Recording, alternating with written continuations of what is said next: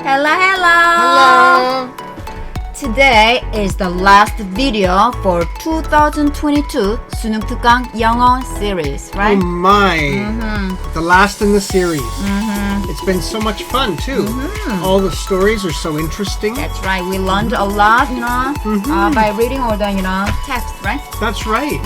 About lots of different topics and different ways to study. That's right. I And think you can get a good scores on 수능 test. yes. Yes. And we want to thank one more time Gemi-sam for Thank you. the wonderful PPT. And also, so many people have been commenting about the videos and saying they appreciate the material we've uploaded and the help that they get from the videos. Thank you for your comments. Absolutely.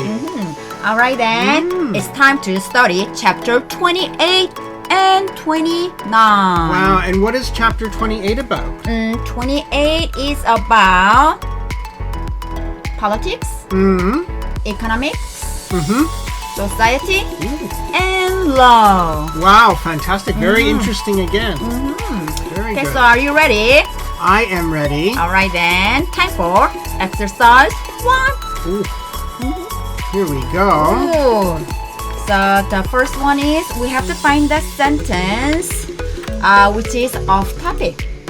So unrelated sentence, right? Oh, very good. Okay. So are you ready? I'm ready. Here we go.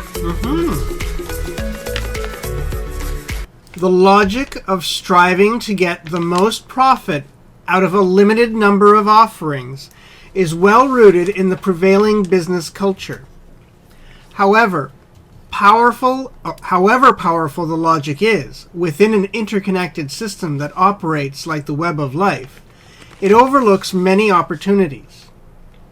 In practice, the highest possible target for one perimeter can only be achieved in a way that is harmful to other interconnected factors.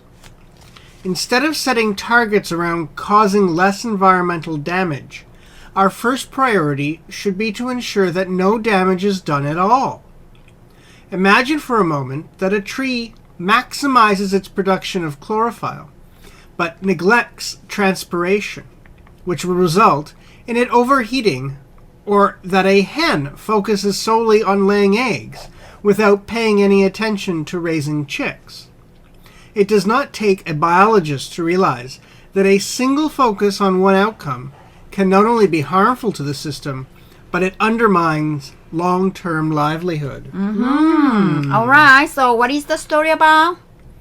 It's about what your focus should be for the end result. So if you only focus on one thing, it can affect other stuff, right?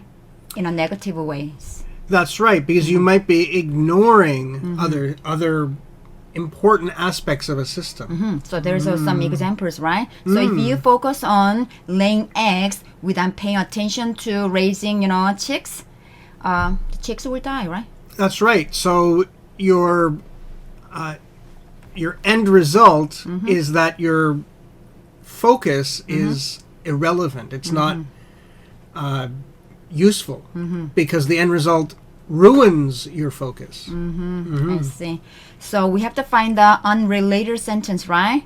So number 3 is unrelated, So why? So it says, instead of setting targets around causing less environmental damage, our first priority should be to ensure that no damage is done at all. But this is focusing on the environment when really it's about the process. That's right.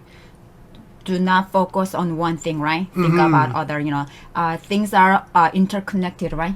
That's right. So, okay, so that's why number 3 is the answer. Let's move on to exercise 2. Very good. Ooh, now we have to put the sentences in order. We have a puzzle. Okay, so are you ready? I am ready. What is our picture? Oh, it's a Pythagoras. cow. And anymore. Yes. I like cows. So, are you ready? I am ready. We're going to do CBA. Okay, then here we go. The ancient Greeks engaged in vigorous debate about how animals ought to be used and treated.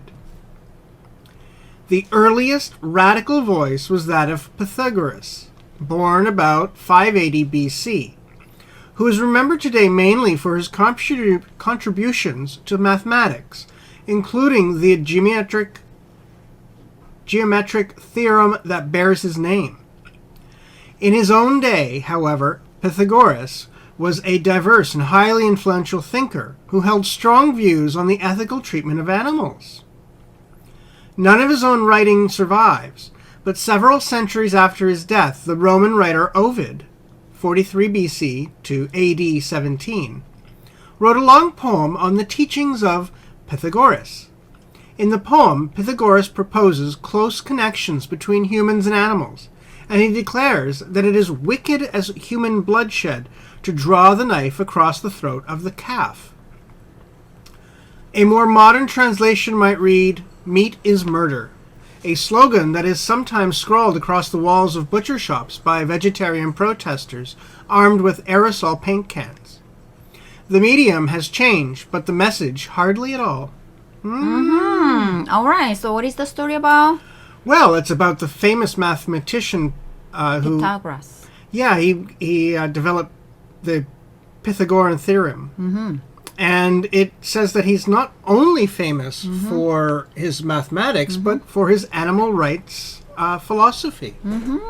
Yeah. So we only know, Pythagoras, in terms of mathematics, right? But he also had a strong views on animal rights, right? That's right. So what did he say about animals?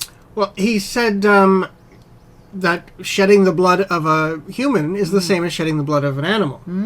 So killing animal is as bad as killing human. Yeah, and then the story goes on to say that today's activist slogan is very similar. Meat is murder.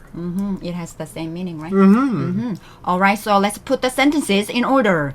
Right, so we have our box that talks about ancient Greeks and how animals are treated. And then, so one of the ancient Greek, Pythagoras, right? So we have ancient Greek, so earliest radical voice, and then a Greek person. And it talks about his mathematics. However, influential thinker about ethical treatment of animals. And then it goes to B, right? So it says none of his writings survive, but several centuries after his death, a poem, and it shows that he was an animal rights activist. Okay.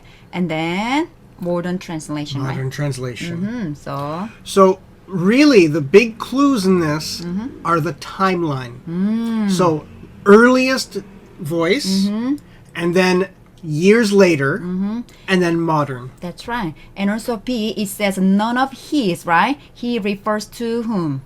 A person already mentioned in the story. Exactly, right? All right, then. So that's why the answer is A. All right, now let's move on to exercise 3. Fantastic. Woohoo. Oh, what are we doing here? Here, it's we have to find grammatically incorrect one. Oh, my goodness. So we're gonna hear you in Korean.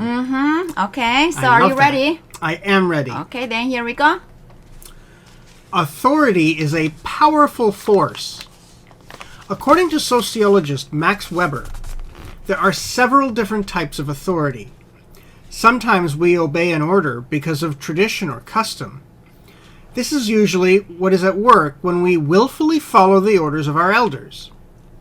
Other times we might follow someone's commands because we are moved by their personal charisma or a belief that they have the power to transform our life.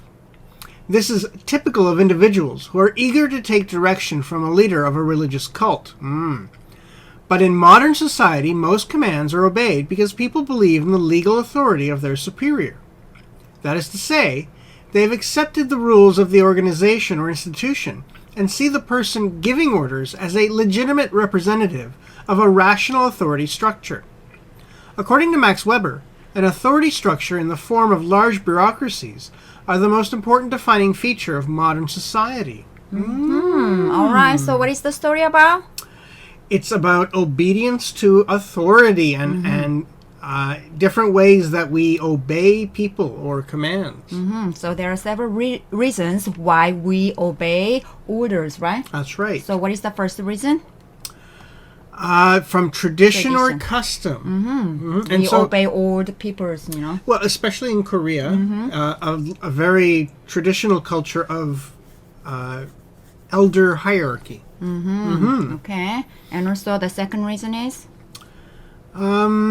Personal charisma or belief. you know, like a religion, right?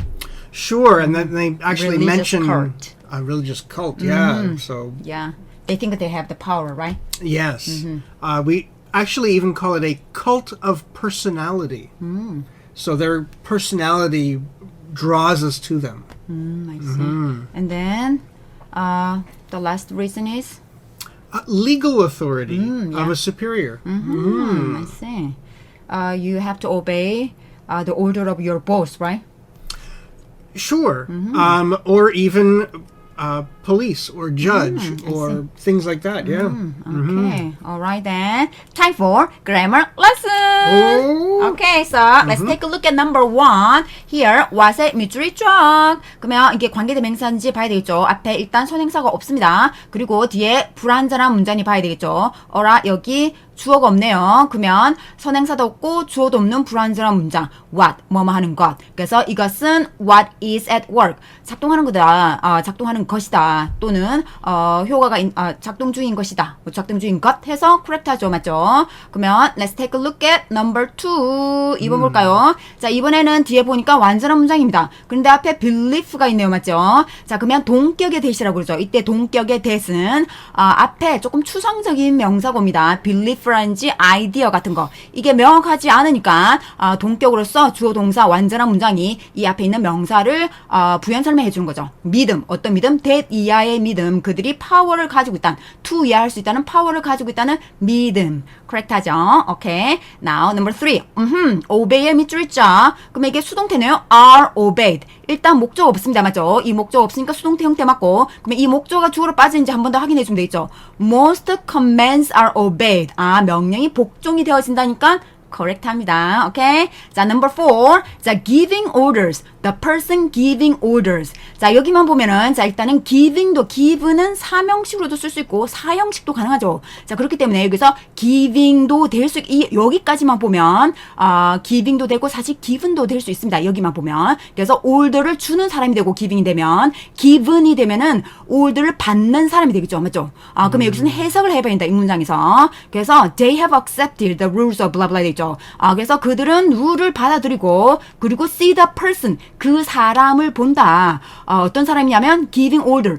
명령을 하는 사람을 뭐로 본다고? as legitimate representative. 합법적인 대표자. 합법적인 대표자는 명령을 주는 사람이겠죠. 받는 사람이 아니라. 그래서 giving orders to them 생략 가능하겠죠. 맞죠? 그래서 명령을 주는 사람. given이 되면은 명령을 받는 사람이 됩니다. 그래서 여기서 합법적인 대표자는 명령을 주는 사람이니까 giving correct 합니다. 오케이?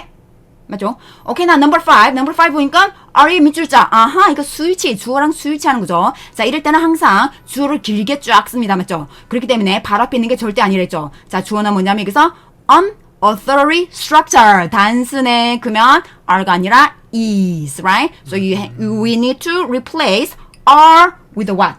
Is. Okay, that's it. That's right. They were trying to trick you by having a plural That's right. there, and so that seems like it would be are, but really what you're trying to use this for is unauthority structure, which is singular. That's right. Okay. All right, now let's move on to exercise 4. Fantastic.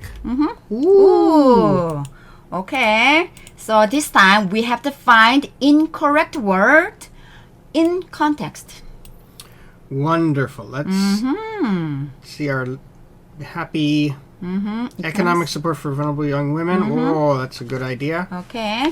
All right. So are you ready? I'm ready. Here we go. For government policy to assume that young women can rely on others for financial support is dangerous. Firstly, some young women do not receive support from their families. either because they are not in contact with them or because their families cannot or do not want to support them financially. Secondly, living in the same house as a partner or family member does not mean that a young woman is receiving her fair share of the household's resources. Women's lower contribution to the household's income can mean that they receive less money for themselves and consume fewer household resources, which can lead to poverty. Thirdly, financial independence means a young woman is always at risk of experiencing poverty if support is withdrawn or a relationship ends. Young women need an adequate income of their own from work or the social security system. Many of the most vulnerable young women are not in work or able to access work easily, and so do not receive this. So, what is the story about? Well, it's about cultures where perhaps women are more likely to be in the home and not working, and how they become dependent on the, we say, breadwinner, or the person who brings in the salary. And if that relationship changes, they could be at risk of poverty. So the government should help them, right, financially. That's right. So the government policy should be aware that these women, even though they are financially stable right now, it can quickly change. That's right. There are reasons, right? First, second, third, you know. Okay, so let's take a look at each word. So number one, dangerous, right? Dangerous. Dangerous. So is this correct? So rely on others for financial support is dangerous. Yes, we've read through the story. It is dangerous. It can change instantly. Yeah, so government should not think, young women can rely on others for finance. Oh, what's that? That's right. The government thinking that, right? So that can be dangerous, right? Right. And then number two. Where is number? Oh, there it is. Receiving. So, as a partner or family does not mean that a young woman is receiving her fair share. Correct. Okay. Getting her fair That's right. amount of financial support. And number three. Contribution. Women's lower contribution to the household's income. Now, this is changing across cultures. Women are getting more and more educated and higher salaries. So they're contributing more. But in some cultures, they do bring in a lower salary to the household income. So contribution is correct, That's right? correct, yeah. And number four. Thirdly, financial independence means a young woman is always at risk. No, If they're independent, they are not at risk, exactly. right? It's the opposite. Yeah, so it should be dependence, right? Yeah, financial dependence means a young woman is always at risk. Because number five is correct. It says, or relationship ends, young women need an adequate income, salary of their own from work. And that's true. All right, so we can easily guess in that sentence, right? This one is pretty easy, huh? Yes, it's quite obvious, I think, that it's the opposite that is intended. Yeah. All right, so now let's move on to chapter 29. Wow. And what is chapter 29 about? Chapter 29 is about medicine, health, nutrition, and food. Oh, fantastic. So we're going to exercise 1. That's right. Time for exercise 1. So we have to put the sentences in order. Okay. And we can see that we're going to be doing CBA. So are you ready? I'm ready. Okay, then here we go. One has to wonder why the pig came to be despised by both Jews and Muslims. Was it merely the flesh of the pig that was distrusted, or the pig itself as an animal?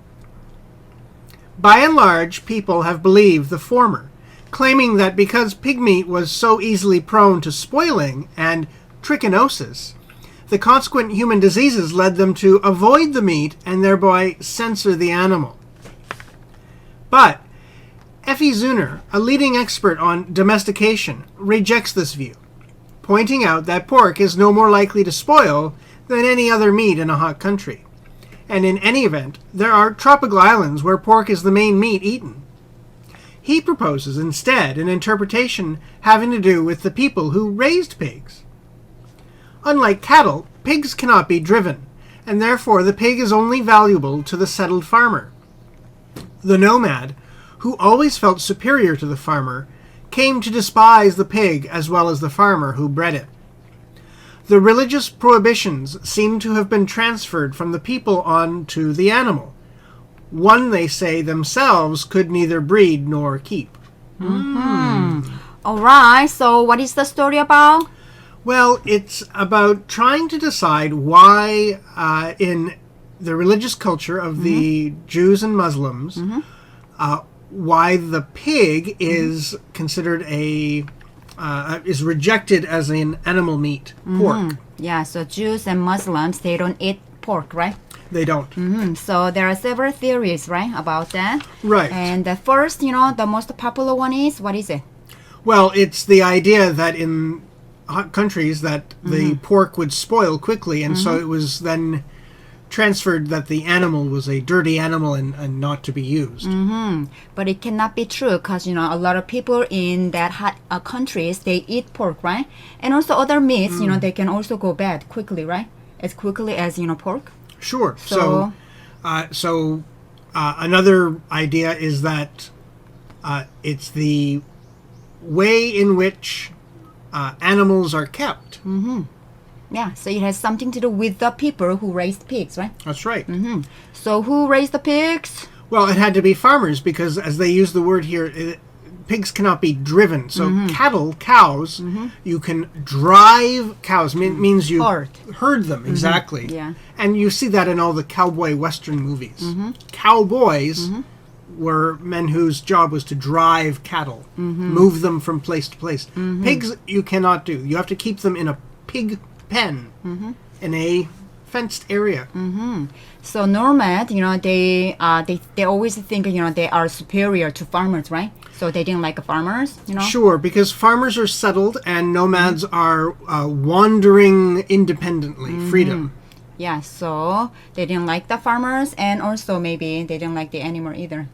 Well, keeping pigs meant that you could not be nomadic. And so maybe the idea is maybe they rejected pigs because pigs went against their culture of being nomads. I see. So let's put the sentences in order. So the sentence in box talks about what? Well, it gives us an idea of pig or the pig meat, flesh, or the pig itself was rejected. Yeah. So by and large, people believed meat. Because it gives you, some disease, right? That's right. Because they go bad quickly. Right. So we have the clue, the flesh to the meat. I see. And then B says, but. But. Okay. Rejects that view. What view? This view. And then it has something to do with the people, right? So people, farmers, right? Yeah, having to do with the people who raised pigs, that's farmers. Very So the answer good. is C, B, A. So one question out of curiosity, right? So what's the name of the religion the Jews believed in? So Jews believe in Judaism. Judaism, 유대교, right? And what about the religion the Muslims believe in? Islam. Islam. So a little confusing, huh? Yeah, so Judaism comes with the word Jew in it almost, and Muslim does not. So that's a little complicated to remember. So Islam, Muslim. Judaism, Jews, or I see. Jewish. Jewish. All right, then. So now let's move on to exercise 2. Very good. Ooh, this time we have to find the best title. Oh, good. I like finding titles. All right, then. Are you ready? I am ready. Okay, then here we go. The human digestive tract was not designed by nature to digest complex meals. 7-course meals and 21-course dinners were not in nature's plan when she designed the human digestive tract. The man who sits down to a dining table that is burdened with a great variety of foods and eats everything from soup to nuts is sure to suffer with indigestion. If he makes a habit of eating complex meals and disregarding his enzymic limitations, as is customary, his stomach distress will be chronic. He is likely to carry a supply of pills with him wherever he goes. Indeed, the practice of carrying pills in one's vest pocket or in one's purse is encouraged by the maker of pills. It seems that it is more important for one to have at hand a means of fictional relief than to learn to eat sensibly and thus avoid the apparent need for the relief. Perhaps it is important to enrich the drug manufacturers, even at the expense of one's own health. So what is the text about? Well, it's very interesting because it says that our biology, our bodies are not, hello B, our bodies are not designed to have so many different types of food at one meal sitting. And so if we try to eat so many different things at once, it's going to give us indigestion. We won't be able to digest it well. I see. So our body is not designed to digest so much food, right? So we Different types of food. different types of food. Okay, so we need to eat sensibly, huh? Yeah, so the idea is that in one sitting, you shouldn't be trying 7 or they even say 21 types of food. I see. A variety of foods, right? From soup to nuts, because our stomach, our enzymes in the stomach, like to focus on breaking down one type of food at a time. But if you have 7 types of food in your stomach, your enzymes get confused or lost. Oh, I see. So eating so much food at a buffet is not a good idea then, hey? Buffets would probably not be good for your digestive tract. I see. Okay, so the last 2 sentences is kind of written sarcastically then, in a sarcastic way, right? Yes, it's saying that these 7-course meals or buffets are encouraged by medicine manufacturers. Yeah. Because they want you to get sick so that you need their medicine. Yeah, so sentence 7, I think it's better to eat sensibly rather than, carrying medicines around, right? And also number 8 too, you have to think about your health rather than enriching drug manufacturers, right? That's right. I see. So what is the best title? Yeah, so we have eating beyond digestive limitations is unnatural and unhealthy. And that's what we talked about. That's right. So number 4 is the best title, right? Yeah, so we have number 1 says why doctors prescribe so many medications. Doctor is not even mentioned. Yeah. What about number 2? Exercising to promote a healthier digestive system. No exercise is mentioned. Don't be deceived by natural remedies for indigestion. Natural remedies, not mentioned. And the last one, digestive enzymes. Oh, they do mention this. When to eat is as important as which to eat. Okay. They didn't talk about when to eat. That's right. They don't talk about when. That's why number 4 is the best answer. Very All good. right then, let's move on to exercise 3. Now this time we have to find the best topic. Oh, best topic. Very good. All right then, are you ready? I am ready. Okay then, here we go. Okay. Logic suggests that our increasing reliance on electronic communications might increase social isolation. Indeed, some studies suggest that unlimited access to email actually increases people's sense of loneliness and isolation. But there are others working in the new medium of telemedicine who have found that electronic communications may make it easier for people to interact.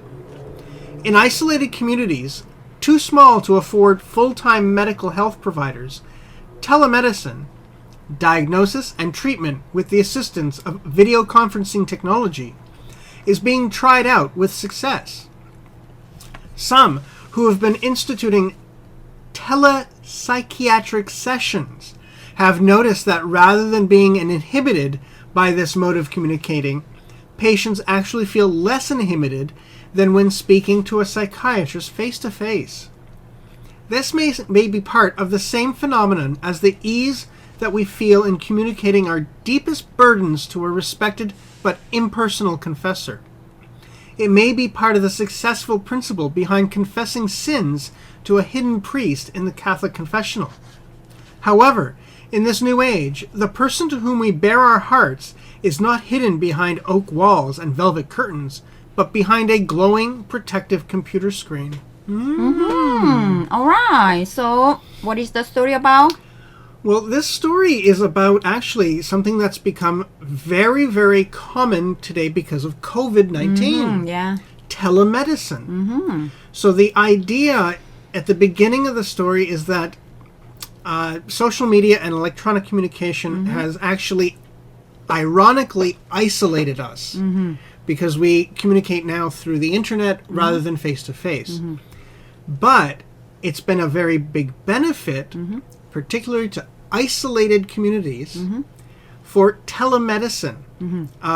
Not only for diagnosis and advice, but they use the example of psychiatric help, mental health. That's right. And like in isolated communities, like like a small island. Think about that. Not many people live there, right? So they cannot afford, doctors. Many doctors, different kind of doctors, right? That's right. Yeah. So that's why using video conferencing technology is very useful. That is. And they use an example that, especially for psychiatry, the patients actually feel more giving with their emotions or about their memories or feelings because face-to-face is too much of a scary situation for them. Yeah, you have to talk about your problems, right? Your feelings, emotions, And So- they give the example of a Catholic confessional. Yeah, you confess sins to the hidden priest, right? That's right. There's a little wall between you, and you whisper your secrets and your sins of what you feel guilty about. And apparently you feel comfortable doing it because you're not face-to-face. And the computer screen, it turns out, is enough of a distance. Even though you are looking at them, it's enough of a separation for you to be open. So it can be quite beneficial, like a teleconferencing technology can be very, electric communication, actually, electric communication can be quite useful when it comes to what?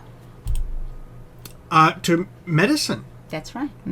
So telemedicine, hey? So potential, it has a great potential, right?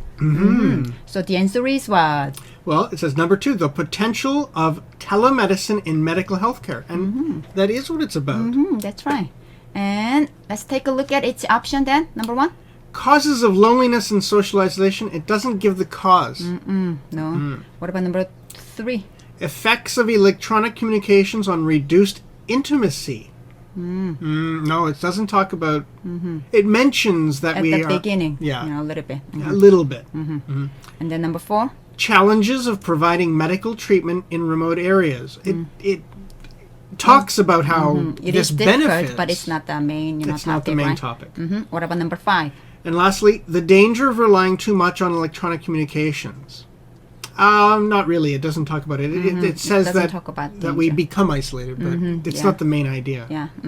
So that's why number 2 is the best topic, That's right? right. All right, now let's move on to the last one, exercise 4. Wow. So this time we have to find the sentence which is off topic. Oh my.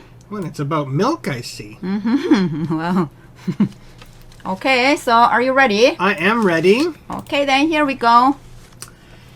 In the colonial era and during the early years of the Republic, Americans did not drink much fresh milk.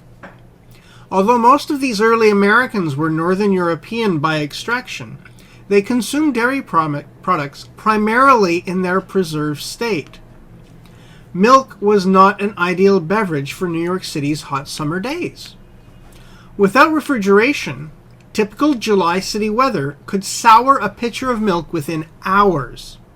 Therefore, while most city residents welcomed a cold, fresh glass of milk or a dish of ice cream on a hot day, such food experiences were rare and sometimes deadly luxuries. Americans preferred to drink fresh milk because of the popular belief that doing so would improve their immune systems. For example, the 1950 death of President Zachary Taylor is often attributed to a glass of milk drunk before a 4th of July celebration, after he had dedicated the cornerstone of the Washington Monument.